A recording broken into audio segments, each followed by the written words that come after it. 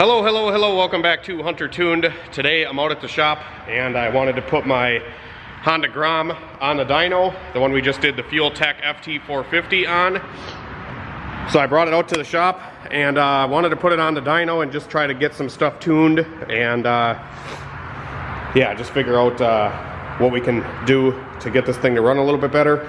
It currently runs pretty good, but I want to kind of finalize everything and see what kind of power we're making on this dyno compared to, you know, motorcycle dyno. So I actually came out here and I just installed some more hooks in the floor so we can have the straps closer to the bike, because before, when I was dynoing the Groms out here, I had to use the straps way out here, or the hooks way out here, and it just was pulling on the bike weird, and it was actually causing the bike to spin. So I put some hooks closer to the bike right here so we can strap it more evenly, and hopefully it won't spin anymore, and hopefully we can get some repeatable results from this thing. I don't know why, but the last time I was out here doing this, I couldn't get results to repeat. I don't know why. So I'm gonna get these hooks finalized, get this thing strapped down, and I'm gonna show you my little setup with the Fuel Tech. I'm gonna put a little rolly cart out here with my laptop on it, and then we'll go from there.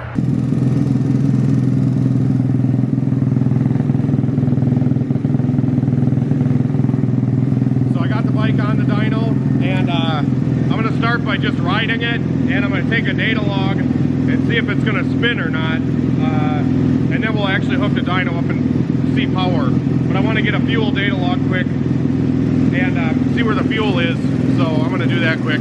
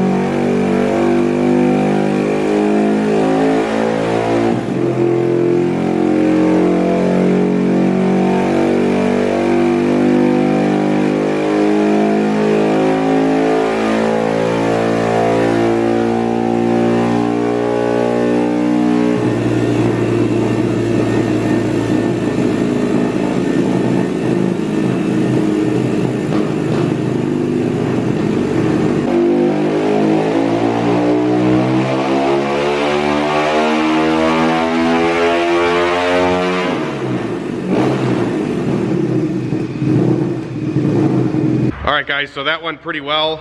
The bike didn't spin for the first time on this dyno. I don't know if you guys watched previous videos of me dynoing my Grom, but I always had issues with traction, and I had to do like a bunch of runs in a row to like get the tire hot, and then I'd have to like sit way on the back of it to get it to stick. Now that I put these hooks closer to the roller, no issues. It's working good.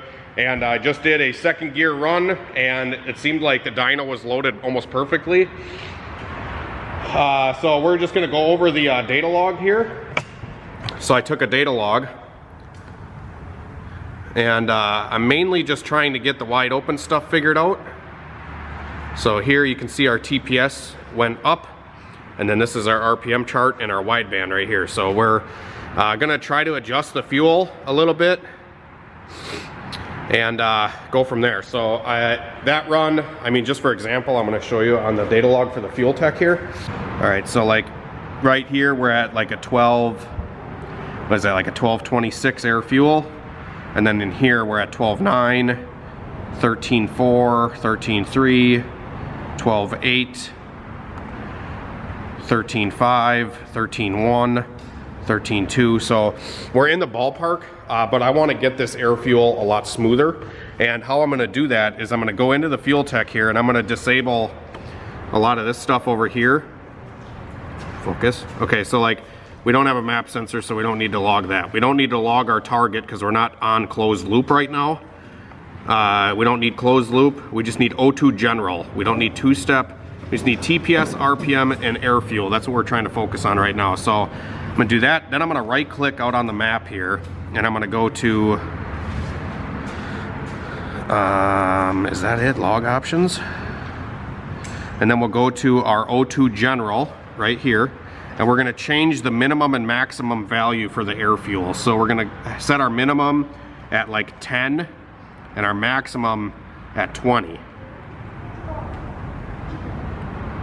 So that way, hit OK, we'll be able to see our ups and downs a lot easier. So like here, you can definitely see it was rich. So in this area right here, I'm gonna have to pull some fuel out. And then in like this area right here, we're gonna have to add fuel on the map.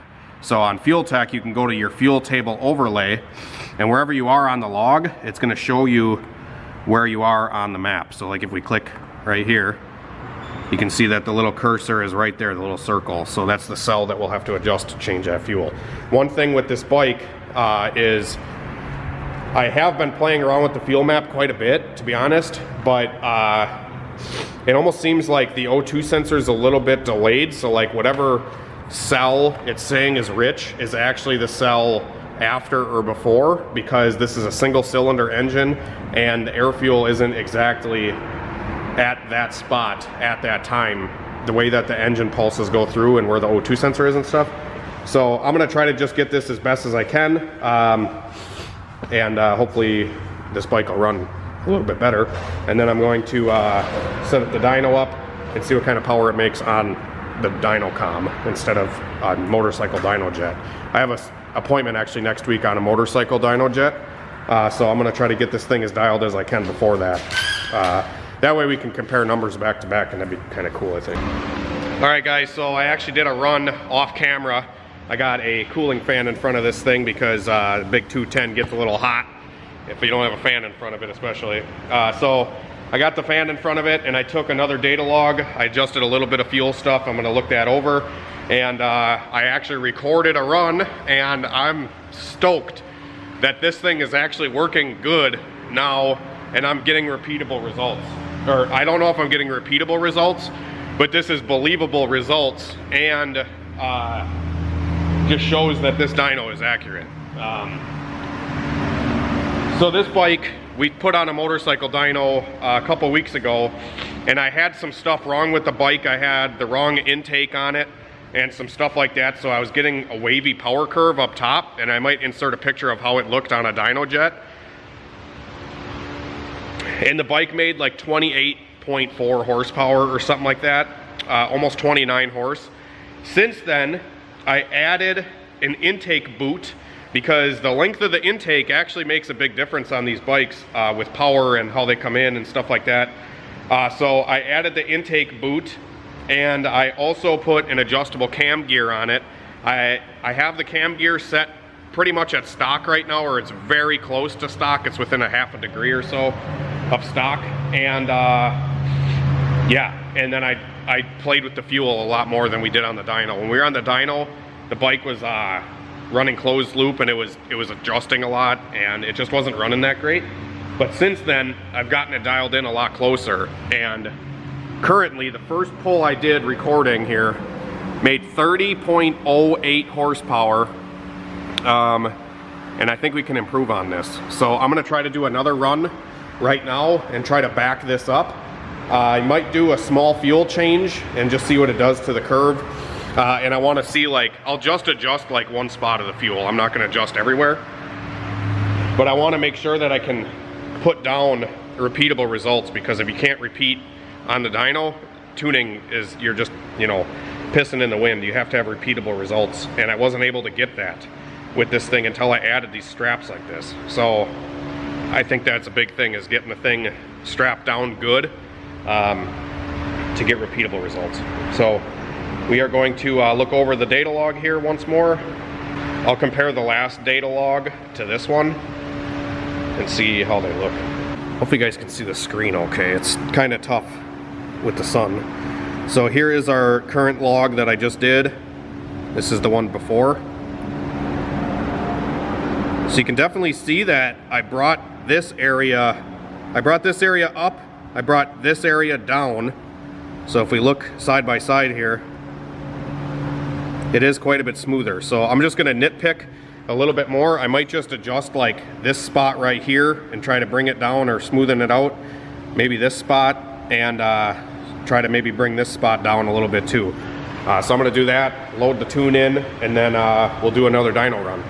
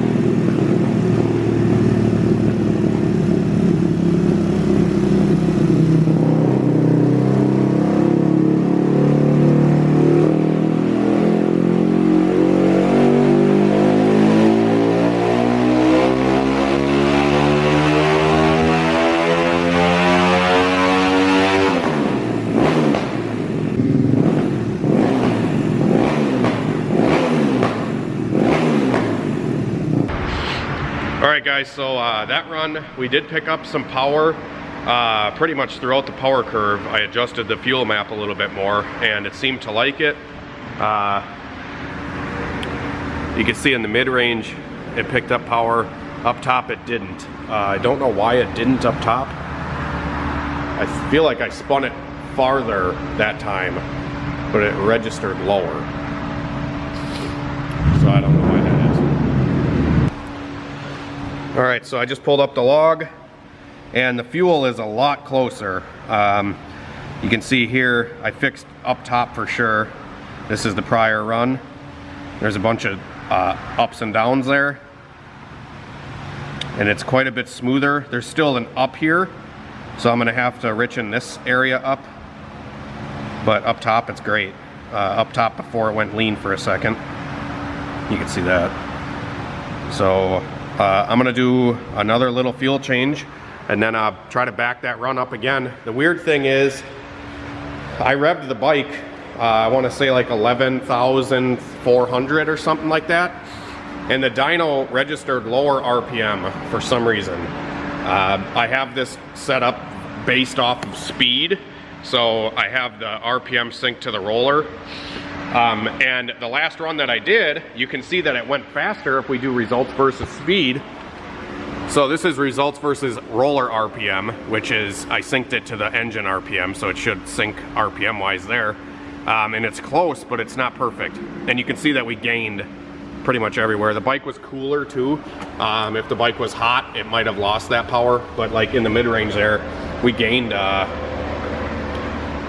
2 or 3 horse. But this is the results versus speed, and you can see it's a lot more like jumpy, a little wavy. But yeah, so I don't know what's up with that. It does say that I went faster on the dyno on that second run, but it shows lower RPM. So that's weird. Don't know why that is. But we're gonna do another one. I'm gonna adjust just in the mid-range there where it has that little bit of a lean spot. I just wanna make it as smooth and as flat as possible. And then once I have the air fuel pretty much flat and perfect, I'm going to maybe trickle some timing in. But we're gonna do one more quick and see if we can back these runs up again. I still have to play with some startup stuff in the tune, but so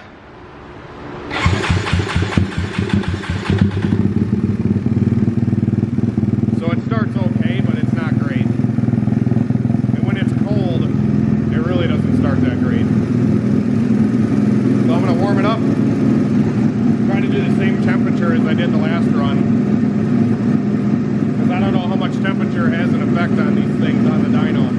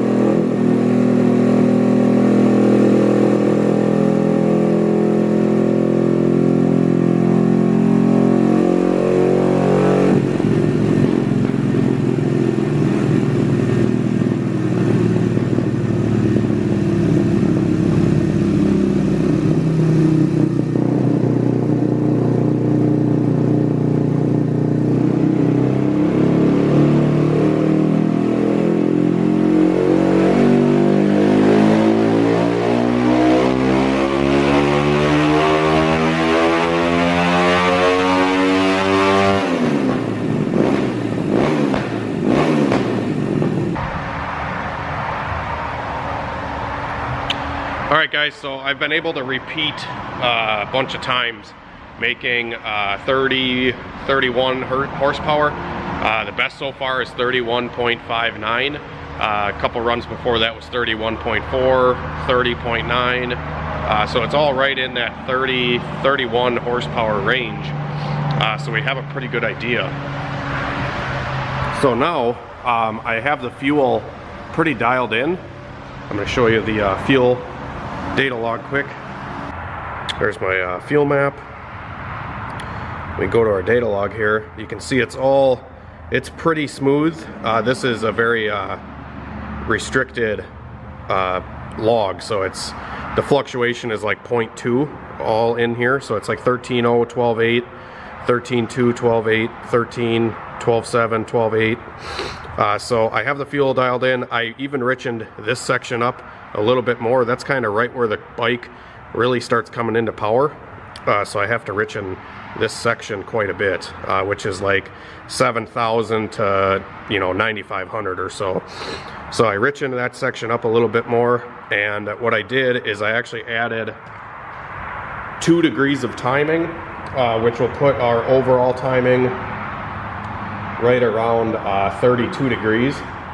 I was running 30 degrees up top before, and now I'm going to run 32 and see what happens to the power, see what it does, see if it likes it. We'll try it out. I also restrapped the bike a little bit differently. I went to the frame where the swing arm bolts go through instead of putting it onto the end of the rear set here, because Mike O'Connell actually warned me, like, hey, that might break, and if it does, you're going for a ride. So I added some wheel chocks, and then I strapped it a little bit differently so it's even more solid now. The bike really doesn't move at all anymore.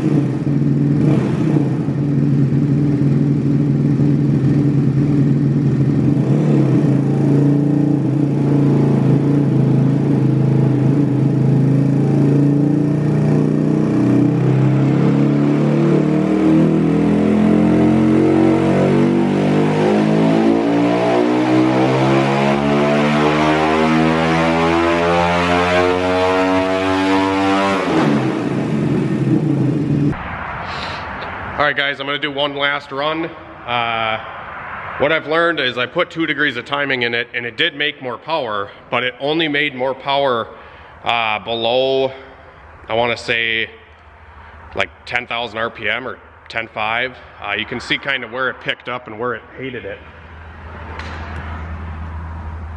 So you can see in here, the timing helped, but didn't help up top. So I modified, hang on, let me compare that to the last run before that. So you can see that the timing did help in spots, but other spots it didn't help. So I am I adjusted my timing table so it pulls, the peak timing is around like 10,000 or so. And then after 10,000, I'm tapering the timing back out of it, the higher it revs, because I think it just isn't going to take the timing way up top. For some reason, this motor just doesn't want timing increasing with RPM like normal stuff does. This is a totally different animal though, compared to what I'm used to, so I'm learning. The fuel is like super awesome. It's pretty dialed in, and yeah, we're gonna see what it lays down. One more run, and I'm hoping it just repeats what it's been doing. I've been trying to run different temperatures, and it fluctuates about a half a horsepower or so, you know, depending on if I run it when it's 200 degrees or 150 degrees. It did spin on me one time when I was sitting on the front of the tank. It did spin again. So I think the way I strapped it this time, it's not pulling down on the tire as hard as it was on the rear set, but it's safer nonetheless. I just have to be able to pull downward somehow on the tire to keep it planted. But needless to say, this thing's doing awesome. I'm super happy with it so far. And I'm just going to yeah, do one more. We'll see what she does. I could be a cheater and stand off of the bike. A lot of guys that tune will actually stand off of the bike so it reads higher power, or they'll, like, you know, WD-40 the chain or whatever, and it'll actually pick power up. Maybe we can do that in another video for an experiment purpose, but I'm gonna keep this consistent and just keep sitting on the bike. And for how large this injector is, guys, this is a Bosch 750 in here, and it runs pretty damn good for how big of an injector it is. I think I'm using like 22% of the injector. It's kind of overkill, but. And I think I got the startup pretty dialed. This thing just sounds pissed.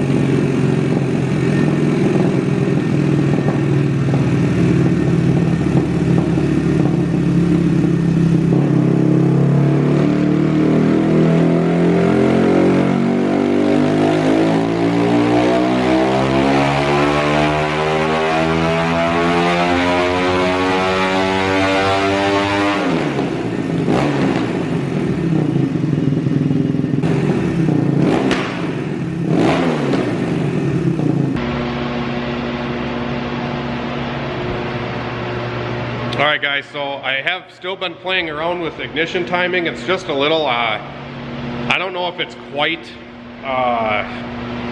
enough for me to like feel confident to continue putting more timing in it or not, but I am picking up power every time I put timing in this bike. Like 2 degrees is picking up about a half a horsepower, which I don't know if is a lot or not enough or on the trailing edge, I don't know. But I am picking up power. It's just so minute on these because it's such a low power figure. It's kind of hard to tell, like, is it helping? Because it'll help here, but not here. And then it'll help here, but not here. You know what I mean? Like it's, here, I'll show you. I'll zoom in on the power just to show the area that I'm really kind of focusing on. So like you can see the purple line is the newest, and I added more timing and it picked up power pretty much everywhere, but it lost here for some reason. And that dip right there could be as stupid as me just sitting on the bike differently. And that's what sucks about tuning these things. And I should probably honestly get off of the bike and start tuning it off of the bike so it's more consistent and I'm not like shifting around. But then again, I don't know. I don't know if it would have traction if I was off of the bike. We'll have to keep playing around. But hopefully you guys enjoyed the little bit of fuel tech stuff I talked about. I know fuel tech I'm still learning a little bit, but I've got it dialed in pretty good now. And this thing, wide open throttle, is fucking mint. Cruising is close. It's good enough to ride around for sure. But I want to try to smooth out some cruising stuff too. So maybe I'm gonna leave the bike out here for the night. Maybe come back tomorrow and play around with it some more. I also added a anti-gravity battery to this bike because I've been having a lot of voltage issues ever since I put the Walbro 255 fuel pump in this bike. It has a Walbro 255, yes. And the battery is like super small. So the batteries that I've been running, they've been dying out really fast. Just because cranking this bike requires a lot of juice. And I've been running the bike, I mean, I did like 20 or so dyno runs and then shut it off and turn it back on and shut it off and turn it back on. And the battery still has plenty of power to start the bike. And I always was having issues with this bike trying to get it to start consistently and tune starting. I couldn't tune the startup because the battery would never stay alive. Like I could never have a battery in it that stayed charged. So now that I have a good battery in it, the startup tune is a lot closer. Like it's been sitting here for a while now. And I still have 12 volts, which is really probably 12.5 because the fuel tech scaling is off. Like everything is off. The coolant temp or the oil temp, the temperature sensor on this thing is like 30 degrees hotter than what the motor is actually running at. I put a temp gun on it. The voltage is about half a volt low. The temperature sensors I had to ground, like there was a bunch of little issues with this thing. But I mean, I can still, fires right up. Roxy doesn't like it, but it fires right up. I do have this battery tender on it that I'm going to plug in before I leave, just because I want to keep this battery in tip-top shape. Actually, I'll probably just volt it and see if the voltage is still good and just leave it, but I will probably run this battery, go ride around or go racing or whatever, come home every night, and I'm going to put it on the charger because I don't want to screw it up. I want to keep this battery alive for a long time, and this battery was not cheap. It's an anti-gravity, I don't know, big battery. And this is the charger that I got for it. It's this like Optimate high performance charger. It's for lithium specific batteries. I used a normal charger on my last lithium that I had in this bike, and I messed it up. So I'm hoping that this charger actually fixed that, but we'll see. Anyways, a lot of Grom updates. I have a lot of builds going on with bikes right now, and I'm trying to tune more bikes on the dyno. I was gonna buy a motorcycle dyno actually, and I don't think I'm going to anymore because if my little 32 horsepower mini bike can spin the roller, I can make any fucking bike spin the roller. It's just tough to get it rolling. Once I get it started, it works perfect. So I want to try to start getting into like Harleys, tuning Harleys and maybe sport bikes and stuff like that. Yeah, I would love to. And yeah, I think I want to get into Harleys. tuning Harleys, because I just think there's a bigger market around here for it. I just have to make a wheel chalk system that's a slider that I can bolt into the concrete and then adjust the wheel chalk. I just don't know where to buy it, or where to get it, or how to make it, or what to do with that. So I want to figure that out, and then I want to start getting into tuning four-wheelers and side-by-sides as well, because up here in the Northwoods, side-by-sides and shit like that are a hot commodity. And if anybody out there is like good with tuning those and they want to lend a hand or show me what to buy to start tuning them, I would love to. And I'd offer, you know, tuning to people for side-by-sides and shit. I think that'd be totally awesome. So anyways, have a great night and a better tomorrow, guys. Thanks for watching the video. I had a ton of fun today messing around with the Grom, and this thing's holding up pretty good. There's still some stuff that we could play around with on this thing, such as the adjustable cam gear. I didn't do any tuning with that today. And I think there's still some room for improvement on this bike. So have a great night. We'll see you later.